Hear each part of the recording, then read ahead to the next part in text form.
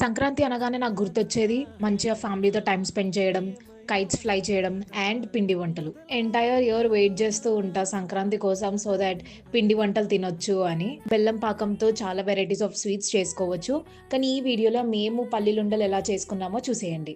ఈ వీడియో చూసే ముందు తప్పకుండా సబ్స్క్రైబ్ చేసుకోండి. కింద సబ్స్క్రైబ్ బటన్ ఉందా? సబ్స్క్రైబ్ చేసేసుకోండి. మీకు వెంటనే నా కంటెంట్ వచ్చేస్తుంది. కొన్ని వాటర్‌లో మీకు తగినంత బెల్లం తీసుకోండి. అది కొన్ని అవర్స్ అలానే పెట్టండి. అది కరిగే వరకు. తర్వాత పెద్ద కడాయి తీసుకోండి. పెద్ద కడాయి వేడైన తర్వాత ఈ బెల్లం పాకం దాంట్లో పోసేయండి. అడుగంటకుండా కలుపుతూనే ఉండాలి కంటిన్యూయస్‌గా. బెల్లం పాకం అయిందా లేదా అని ఎలా తెలుసుకోవచ్చు అంటే ఆ బెల్లం పాకంని కొంచెం వాటర్‌లో పోయండి. అది మీరు టచ్ చేసినప్పుడు గట్టిగా అయిందనుకోండి బెల్లం పాకం, దెన్ బెల్లం పాకం ఈస్ రెడీ. ఇంకొక విధానం ఏంటంటే ఈ వాటర్‌లో ఉన్న బెల్లం పాకాన్ని తీసి ఏదైనా పీటకి కొట్టండి. అది అప్పుడు టక్ సౌండ్ వస్తే అప్పుడు బెల్లం పాకం ఈస్ రెడీ అన్నట్టు.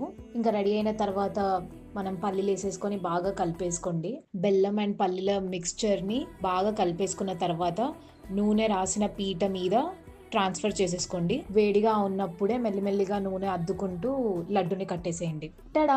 పల్లీలుండలు రెడీ. బెల్లం పాకంతో ఇంకా 2 డిఫరెంట్ వెరైటీస్ ఆఫ్ లడ్డూస్ మేము మా ఇంట్లో ఎలా చేసాము అనేది ఇంకో నెక్స్ట్ 2 వీడియోస్‌లో నేను పోస్ట్ చేస్తాను.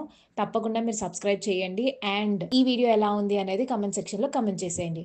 That's it for today. Thank you guys. Toodaloo. Bye.